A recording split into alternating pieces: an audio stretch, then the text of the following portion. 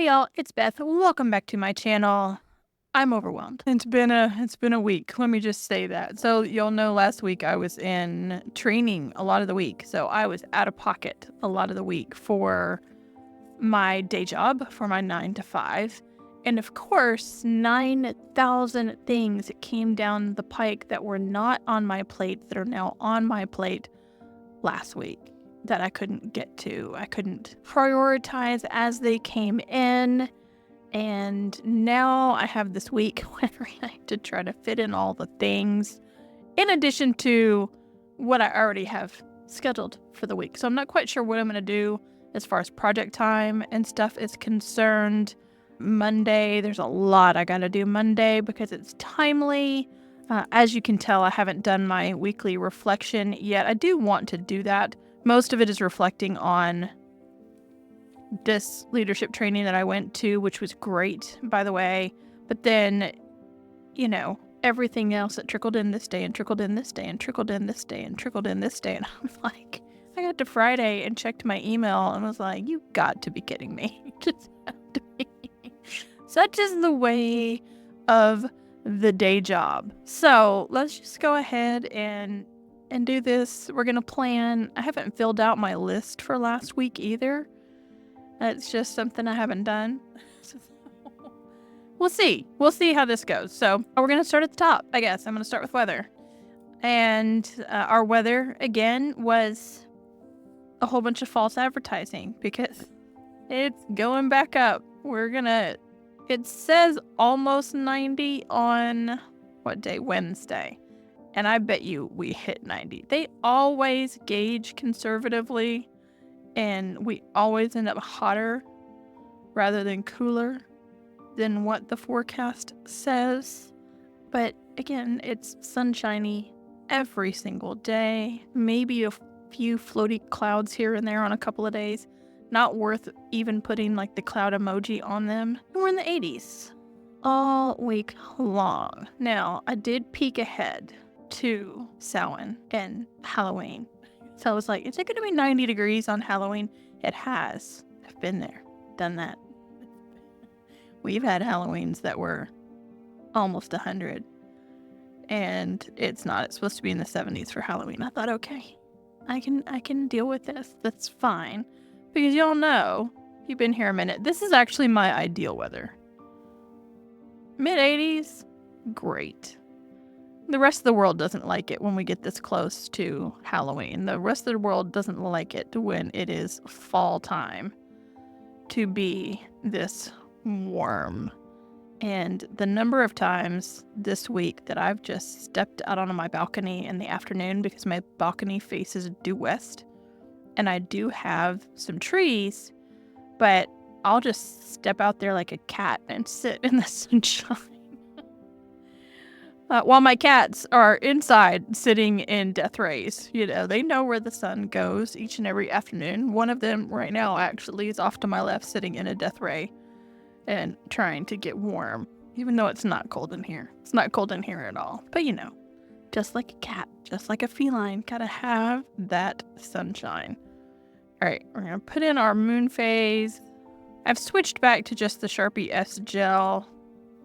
I don't know how I feel about fountain pens. I love you fountain pen enthusiasts. And I do like the way that it writes when I slow down and take my time. Most of the time I'm of a mindset where I cannot slow down and take my time. I'm just trying to get it all in. And you'll see, I even chose to not take notes during my leadership training in here. I started to, and then I switched to an iPad. I just couldn't do it. Just could not do it. All right, if I can swing it on Monday, and I don't know if I can because, like I said, there's a whole lot going on Monday morning. I want to do the bullet journal office hours with writer Carol. I have therapy. I got to go to that afternoon. Therapy's non-negotiable. In fact, I'm going to go in there and go, we've gone from 0 to 60. I've gone from being mildly bored in my job to not having enough time. And my therapist is going to ask what happened, and I'm going to tell her that too many people are capable of assigning things to me.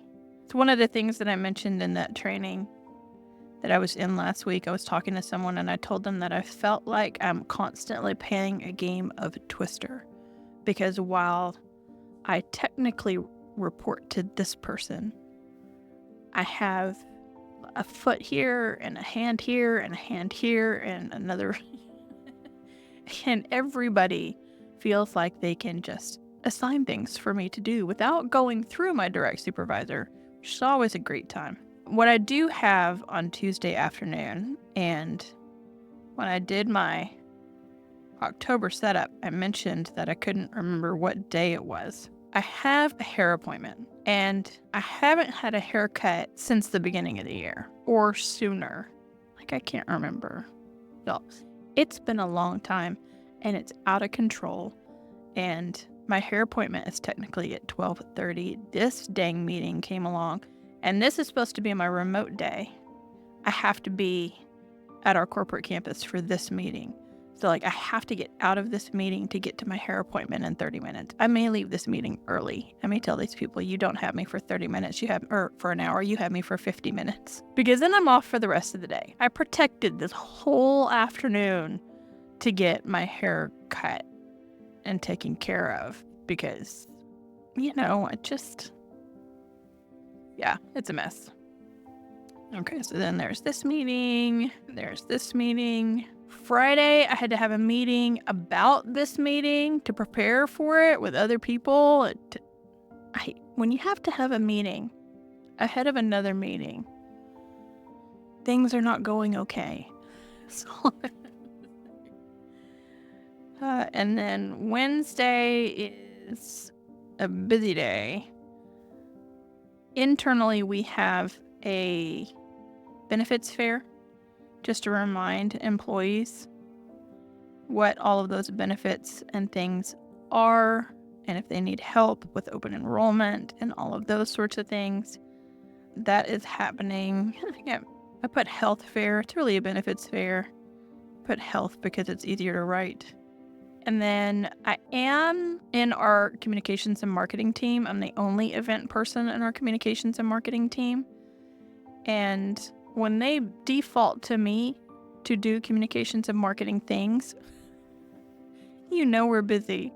So this is photos. One of our leadership executives is going to be coming through the health fair, and I am taking photos of that individual. They wanted pictures taken. The photographers, we have multiple photographers. They're all somewhere else. When the photographers are not available, then the communications managers or the writers will take photographs. None of them are available. So they defaulted to me. So I am taking pictures at the health fair of one of our executives. And then this is like a special events think tank. We have a lot of divisions within our organization. There are a couple of other event people within our organization. We're just not in the same division at all. We do wildly different things. We like to try to meet and have a think tank and bounce ideas off of one another. It's been weeks since we've managed to actually connect, and I'll probably be the one that bails out of this one because I just don't have time. Thursday is my day. Thursday is my open day where I can try to get some really big things done. The problem is there's a lot of things that have to be done before Thursday. So we have an upcoming golf tournament of which we are a sponsor, and each sponsorship comes with so many tickets, et cetera, et cetera, et cetera. And somehow I got appointed the ticket czar. So the thing that I really have to do Monday is go into the ticketing system and transfer tickets to everyone who needs tickets and hope that they know what to do with them, because I'm not doing a training for them on how, if they can't figure out how to take a ticket and transfer it to whoever they want to share it with, that's gonna be their problem. I'm the starting point of that person. If people start transferring them back to me all during the week because they suddenly can't come, you can see where this can go awry, this whole ticket czar situation. And I'm just not looking forward to it. It's one of the things that was not supposed to be on my plate. I was told whose plate it was going to be on, and then that person punted to me, and that's not a person that we can say no to. So there you go. And then Friday, we try to get together every couple of months or every 3 months with our division and do a team building activity. And that is Friday. And again, would normally be my remote day. So I have to go up to our corporate campus to do this team building thing. And then we're normally let go for the rest of the day. So one of the benefits of our team building activities is that when the afternoon rolls around, they go home, because we always have them on Fridays. I don't know if I'm going to be able to actually take that time off. I can come home and work from home, but depending on how much I can buckle down and get done on Thursday, and I haven't even had time, let's do this. We're going to block this off, and I'm going to spend some time tomorrow morning, because I have other things that I need to do around my house today. I have been getting ready for Planmas. I've already filmed some things. And because I've filmed some things, my desk is even more of a disaster area than it normally is. And that's got to get resolved before I can film anything else. But I still need to do some laundry today.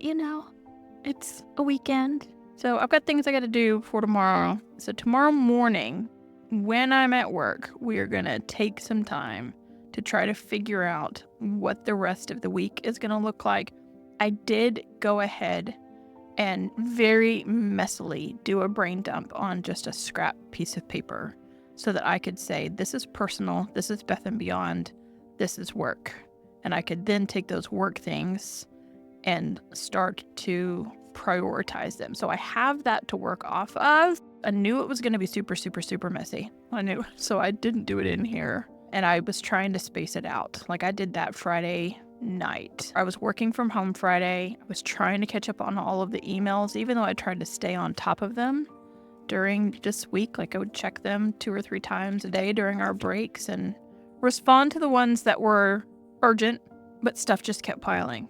So Friday night, in order for me to be able to make it through the weekend without thinking about work 24/7, I did that brain dump. And then I left it so that I can go back and look at it objectively, which is what we're going to do tomorrow morning. Maybe tonight. Maybe. If I really feel inspired, I highly doubt it, then we can do that tonight. I also on Monday have, and I'm going to stick it up here even though it's at 6:30 p.m. because I want to leave space down there for my reflection. I have my Bring Your Own Book Club. This isn't the normal date that it would be on. It got pushed later into the month. I haven't decided what book I'm taking with me. It'll probably be Sorceress Comes to Call. Preview. Reading wrap up. Love that book. Love it. So, my Bring Your Own Book Club. And then over here, let's see. I need to, again, kind of jot down some Planmas things. I had a plan. I've mostly been following my plan, but then I started letting my mood take me where I wanted to go. So if I wanted to work on what my 2025 reading journal is going to look like, then that's where I went. And if I wanted to look at what my everyday carry is going to look like, that's where I went. I got to stop that. I have to stop just the going with the flow. I have to buckle down, stick to my plan, or nothing's going to get done. Especially now that work has really, really interfered with things. And it's very, it's how we get paid, right? It's how we get paid. So I'm just gonna kind of block this off a little. We'll just do that. And then I can, oh, that's a really wonky line. I can determine just what I need to work on this week for Planmas. Very specifically. Like if it's to finish designing some printables, that's what I need to put in here. I don't need to put work on reading journal. That's not helpful. That's not helpful at all. All right, I don't know. Again, I have forgotten to look.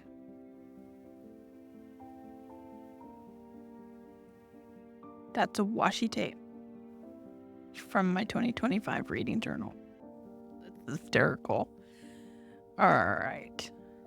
I have a new sticker in my planner, and that's because when I went to therapy, my therapist had all of these stickers, and I was like, where did you get all these cool stickers? Because she knows I'm a stationary person. And she was like, Temu. Well, of course she did.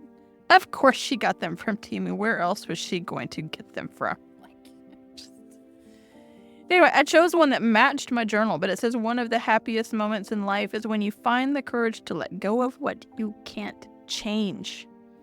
You know, keeping it in your sphere. What are you capable of creating change for, and what are you not? What's out of your control? I've said a lot of times I work for a state organization. There's a whole lot that's out of our control. We can complain about a lot of things all the time, but when you work for the government, there's not much you can do about certain things like budget, or you just inherit whatever budget you have, and the odds of you getting added to said budget are very, very small. Not that you can't. I have successfully written budget increase proposals. Not at my current organization, I gotta say that, but at other state organizations that I have worked for. All right, I'm gonna put this line in here. Hopefully it won't quite as wonky as that one.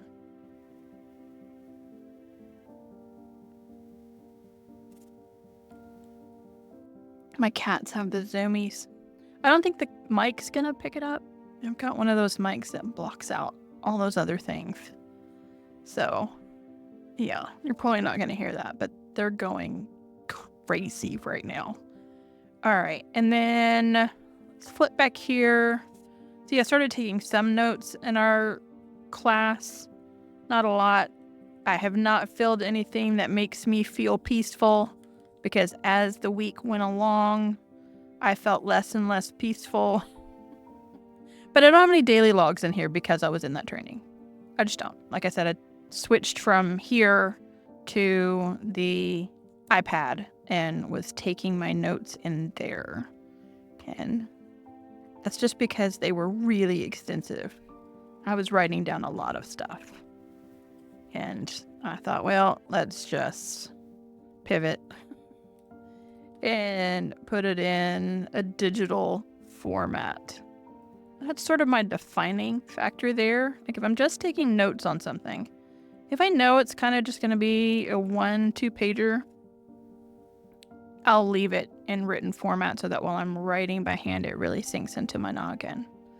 If it's going to be lengthy, then I switch to either Apple Notes or Notion. And, you know, if it's something like, say I had an idea for a video or an idea for a home project, and I started fleshing it out, if I get more than like this much notes, that means it's time to, it's a good idea. It's an idea I have lots of thoughts on, and it's time to move it into a digital sphere. That's sort of my determination there. All right, list 43. I don't even know where the book is. I found it. Cut out all the noise of me finding it because it was buried under so much stuff. Like I said, we're going to finish filming this video and I'm going to clean this desk. You heard it here first. Okay. This 42 lists things that make you feel peaceful. I mean, I can answer that. The ocean. And I've said this before because the ocean comes up as my answer a whole lot. And I live inland, and it always makes me feel discombobulated because I get near the ocean and suddenly I am like the master of peace. Like I become a yogi. I need to be a sea witch. Okay, list 43. List your favorite meals and treats. Well, treats is a whole lot easier, yeah? List your favorite meals and treats. List your favorite meals and treats. Well, one of my favorite meals is chicken curry. Now, there's Indian chicken curry and then there's African chicken curry. Hang on, let me write this down. Okay. So like I said, there's Indian chicken curry, and then there's African chicken curry, which is adapted from. So, the British being the British and colonizing all the things, they transplanted thousands of Indians from India to Kenya to build the railroad. They ended up becoming the merchant class for the most part. They are also, very many of them, like they are everywhere else, they are the doctors, dentists, and that sort of thing. But as cultures do, they meld, right? They kind of meld. And so African chicken curry, you have rice and you have the curry, like normal. But then we add peanuts and mango and bananas and green onions, and some people put tomatoes and mango chutney and pineapple. Pineapple's one of my favorites. And like it grows and grows and grows and grows. All of these accoutrements on it. Coconut's another one of my favorites. And so chicken curry. We have Christmas curry in our house for Christmas. We don't do turkey and that sort of thing. We have Christmas curry. It's everybody's favorite. I should probably write that down. Faramir's hollering at me. Again, I don't know if y'all can hear that. Chicken curry. Oop, totally bent that up. Okay. I have other favorite meals. Most of them have an ethnic background that is not American. I would much rather... Ooh, hang on. Larb. I did not say lard with a D. Larb. People, it's Thai. And it may be one of my favorite things on the planet. And I like it hot and spicy.